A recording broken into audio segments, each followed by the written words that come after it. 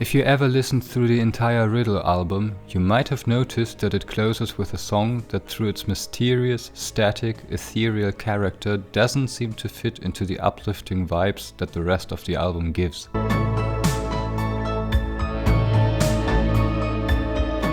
Honestly, when I consciously listened through the entire album until the very end for the first time, I really had an alienated feeling about the final song.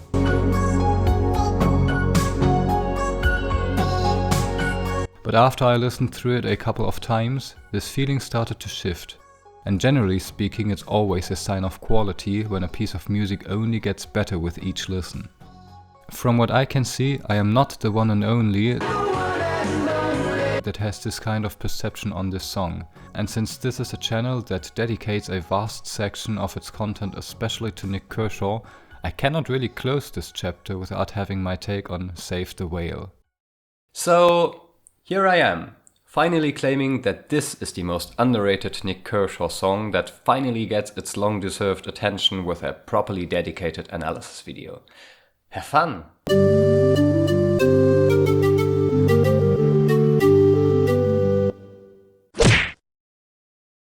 Nik wrote the song after seeing a Greenpeace documentary about whales. I'm actually ashamed of being a member of the human race if that sort of thing can go on. This was the 1980s, industrial whaling was still dramatically reducing whale populations worldwide, and the protection of whales was a cornerstone of the environmental movement.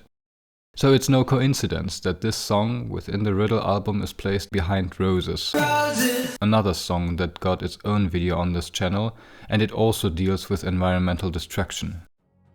The lyrics are given from the perspective of a powerless individual that only can watch the whales getting killed by a factory ship. It describes whales as gentle, graceful beings that put their trust in humanity protecting them.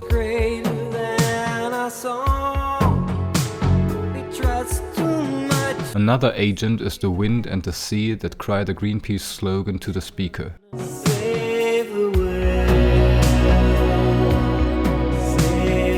It's a not too difficult to decipher but still very strong metaphor that whale, wind and water here stand for nature as a whole. It gets even more eerie when you consider that humanity is part of nature.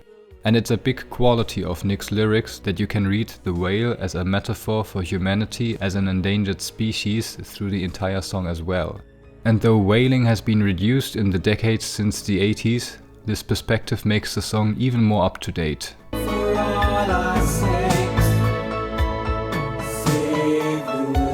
Structurally, the song can be divided into three main components: verse, chorus and interlude.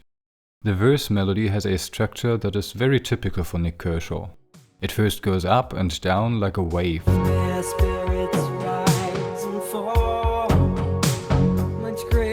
But when it has come down, Nik adds a part that prolongs the melody within a rather small ambitus.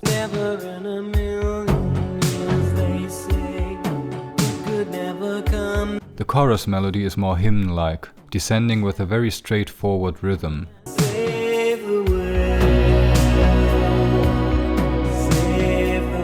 All of which makes it so easy to remember that one can easily imagine it to be sung as a slogan by a big crowd.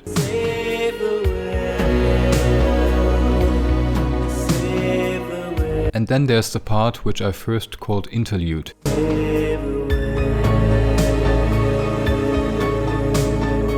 But when having a closer look, time for a closer look. It also has characteristics of a bridge. Those characteristics being that it's contrasting the verse and chorus sections, that it's dominated by instrumental textures, and that it's too long for a typical interlude section.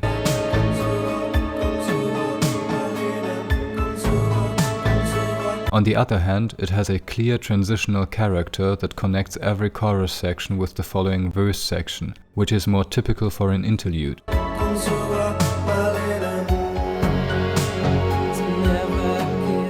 So for the sake of simplicity, I will stick with the term interlude for the course of this video, knowing that it's a little fuzzy. Over the course of the entire song, there's a regular schema of 2 verses, chorus and interlude section, with these notable exceptions. At the very beginning, after 8 bars of intro, there's only the first half of the verse without the prolonged part. Turquoise in a space, the giants followed by a single instrumental chorus melody line and no interlude section as transition for the first verse.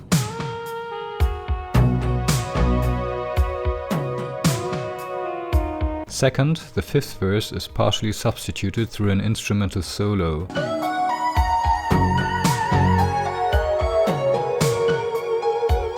Whereas the prolonged part is delivered as usual.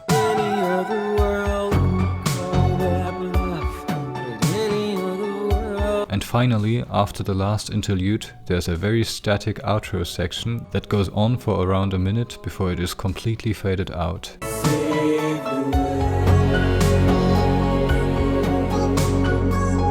Now, before we zoom into the details of each section, please note that all kinds of notation I am going to show will not take the many interesting details about sound effects and production into account. I absolutely appreciate the importance of these parameters in order to give an integral overview over this kind of music, but unfortunately I am not very well trained on this specific subject. So I will stick to those elements I am most comfortable with and I have the most educated things to say about. Feel free to complete my analysis with your takes on the sound design in the comments section. Alright, so let's start with the intro.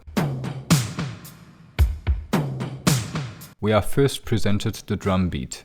It is in 4/4, has a tempo of 111 BPM and repeats the same one bar pattern over the course of the entire song. Next is the bass, which always comes on beats 2 and off beat 3.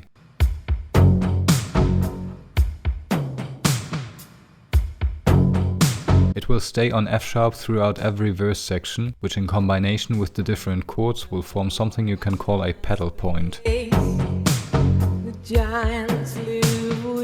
As said before, drums and bass will stay the same over the course of the entire song. There's no fills or any kind of adornment. It simply goes on without ever being stopped, and by this contributes a lot to the general impression of static infinity in this song. If a rhythmically characterized pattern gets repeated over a longer period or even an entire piece of music, you can comfortably call it an ostinato. So let's take this ostinato and throw it together with some harmony.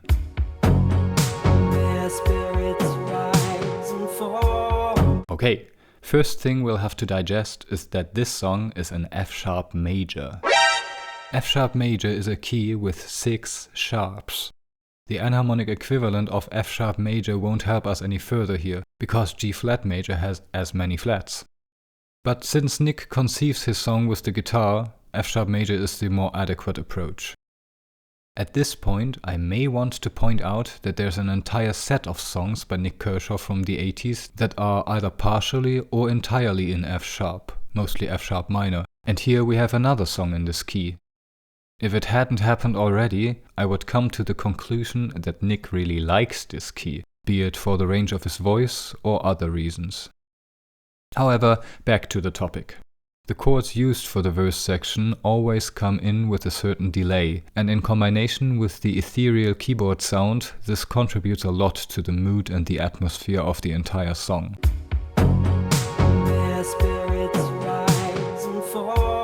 We start on an F sharp major add 9 chord, and the added ninths that will come with so many of the following chords also have a lot of impact on the atmosphere of the song. As I said in another video, ninths have the tendency to give each chord more warmth and kitsch. And this is even more true since every ninth in the chords for this song is not placed on top, but between the fundamental and the third of the chord. The second chord is F sharp minor ninth.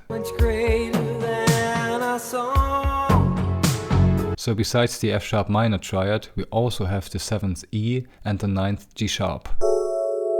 Note that the darker mood for this harmony is not only achieved through having the minor parallel of the chord before, but also through the lower register, which is a voice leading aspect that will be true for all the following verses. The prolonged part opens with a harmony that could be described as first inversion of D major 7. We have the notes F sharp, A, C sharp and D, which when trying to find their root position via third stacking will result in a major 7th chord over D. Simply calling it a first inversion of an assumed root chord doesn't do the thing full justice, however, since I really have a hard time getting an impression of a major harmony. It sounds more like another minor chord with extra tension between the two notes on top.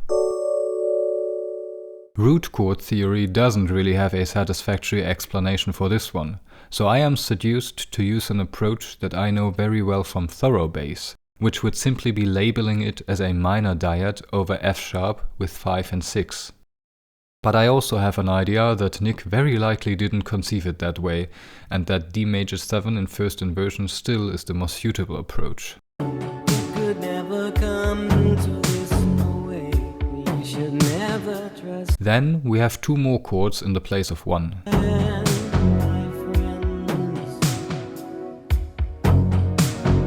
The first one is something you could call an F sharp 7 sus2 chord, and it contains all the notes of an E major pentatonic scale.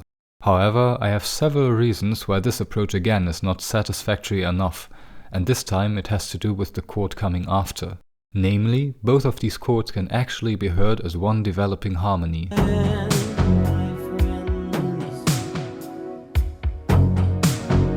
This has not only to do with the fact that they happen within a time span that beforehand always was filled up by only one chord, but also by the fact that between both chords there's only 2 notes actually moving by a half step. E becomes D sharp and B becomes A sharp. So we can treat E and B as suspensions that as soon as they are resolved reveal the real harmony, which is an F sharp major 6-9 chord, or a cluster of F sharp major pentatonic notes if you want it that way. I wouldn't claim that this is the only correct solution that works for this harmonic progression, but it is the solution which works for my personal aura perception better than labeling 2 different chords. Independent from which solution works best for you, we have to ask one more question. What does all of this have to do with the general key of F sharp major? The first and last chords are obvious, but the second and the third chord don't have a place within an F sharp major scale. The solution lies in a trick that Nik uses a lot to create his very characteristic harmonic style. The second and the third chord are derived from F sharp major's parallel minor scale. Here you can find both their bass triads as well as their extension notes, all without having to use additional accidentals. Jumping around major-minor related keys in order to create a lush-sounding harmonic texture is a process for which the term modal mixture was coined.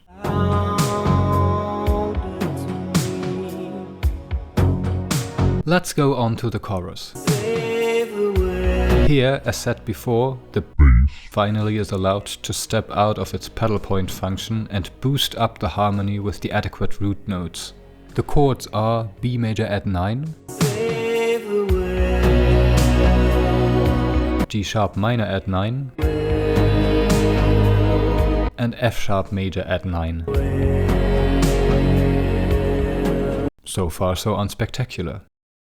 All 3 chords are comfortably explicable through F sharp major, namely the 4th, the 2nd and the 1st scale degree. The catch comes with the repeat. Here we have B major and G sharp minor again,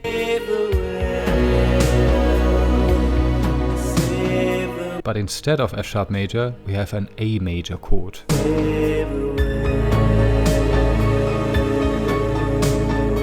Which again can be explained through modal mixture, where A major is borrowed from F sharp minor's 3rd scale degree.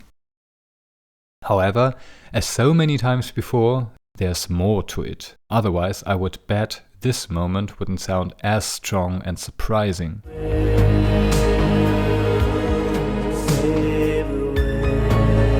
Up until the chorus, all harmony was based on F sharp.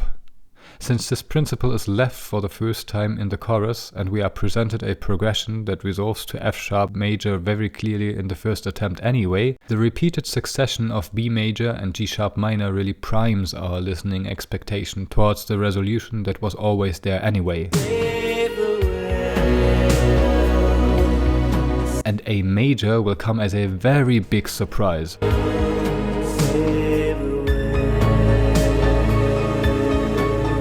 Or even, if you are that emotional, a disappointment. Classical terminology has coined a very useful word for this situation: a deceptive cadence. If you heard the term deceptive cadence before, you might probably object that a deceptive cadence is a succession of the 5th and the 6th scale degree. That's definitely a solid statement and a very common appearance of the deceptive cadence, but as so often in music theory, the term unfortunately is quite related to the context in which it is used.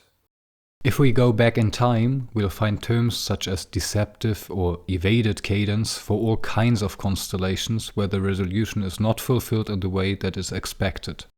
This can either be the 5th scale degree or dominant going to the 6th scale degree, or the 5th scale degree going anywhere but the 1st scale degree, or even single voice lines not hitting their foreseen path. With this background in mind, I feel comfortable enough to call this constellation at the end of the chorus a deceptive cadence, especially since I have the same kind of listening experience as in an ordinary deceptive cadence.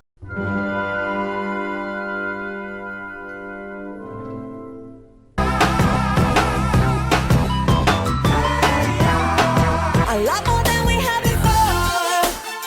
So take me to the nearest shore. Walking through the high sea.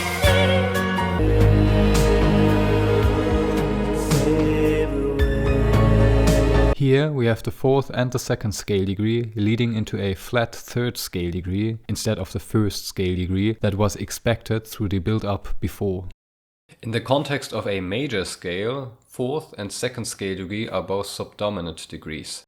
So since I would call a cadential movement from subdominant to the tonic a plagal cadence, maybe deceptive plagal cadence is a good term? As it turns out, the A major chord is actually not that major.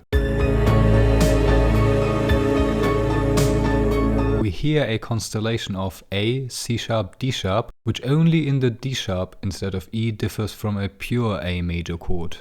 If you want to give it a label, you will actually have trouble doing so, because as basic as it seems, there is no easy way to approach this.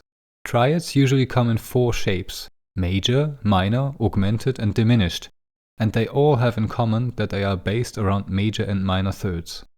This constellation, however, merges the characteristics of a major triad, the major third, and a diminished triad, the enharmonic equivalent of a diminished fifth. There are terms like major diminished or major flat 5 around, but there is no established way of spelling in a world where triads are only meant to be based on major and minor thirds.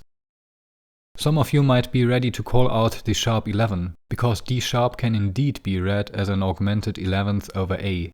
Although this might be one of the most practical approaches in order to simply find a label for this harmony, keep in mind that a sharp 11 chord usually implies the appearance of additional notes, so we are not in the realm of basic root chords anymore.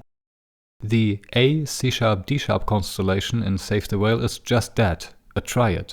There are no additional pitches around. The keyboard accompaniment functions as proof.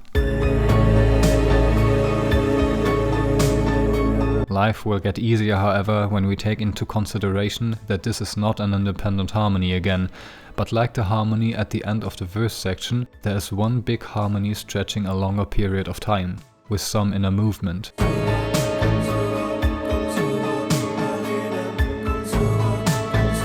In this case, the longer period of time covered by the moving harmony is actually the entire interlude section, so around 30 seconds.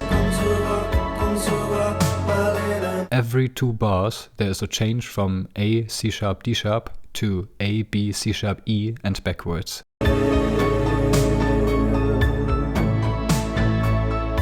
The latter can easily be called an A major add 9 chord. And since it is the more resolved one, I also perceive it as the main harmonic function within the harmonic movements. On an additional level, after 12 bars, the bass changes from A to F sharp.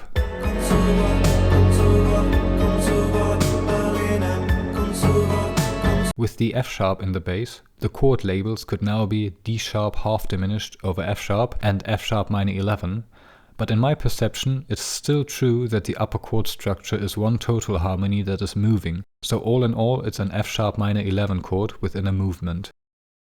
This F sharp minor 11 chord now only needs to turn into F sharp major add 9, and we're back into the chorus again.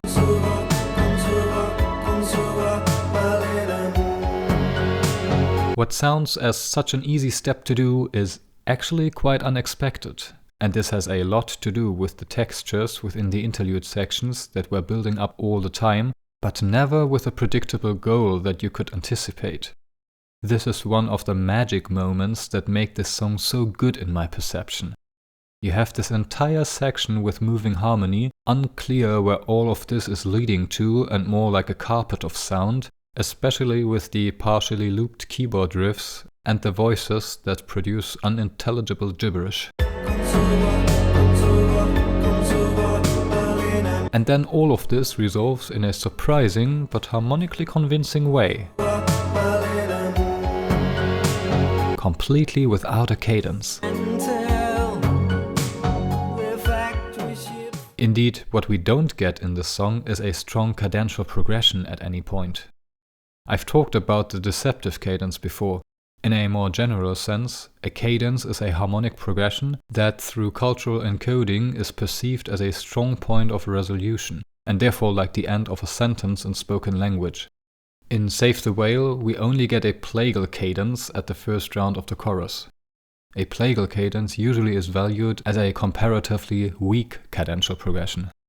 And as I've pointed out before, this is even deconstructed through its deceptive counterpart at the completion of the second round.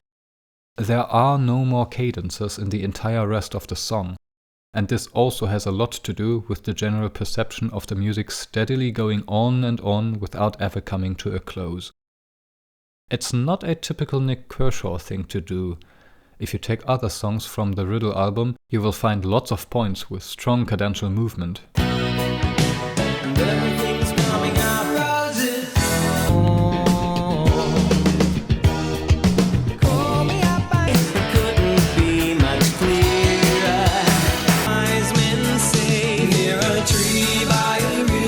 Alright, so the analysis of this song did challenge some of the basic assumptions for triadic and functional harmony. But I wouldn't call Save the Whale Nik's most underrated song only for this reason. It's also those magic moments after entire sequences of complete harmonic disorientation when you don't know where all of this is supposed to go, and Nik bails us out with a simple shift to one of his beloved major at 9 chords anyway. Also, the moment when the whale dies and the text ceases is so chilling.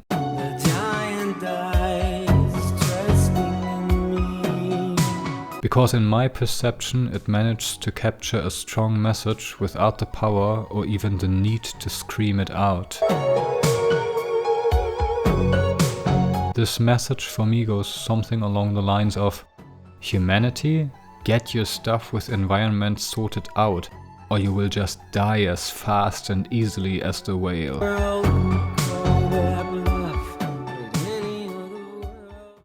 Phew. I managed to talk over a couple of basic chords for no fewer than 20 minutes, and it got quite dark in the end. If you're still here, thank you for listening. If you are one of those that binge-watched through my entire Nik Kershaw analysis already, I'm quite sorry to tell you that this was my final video on him. That is, unless you really try hard and convince me otherwise. If you are new to the channel, there's lots of Nik Kershaw material that you can still discover, like for example here. There's also lots of other music-related stuff, for example here. Anyway, I have some new interesting material coming up, so make sure to like, share and subscribe to the channel if you didn't already, that is. See you!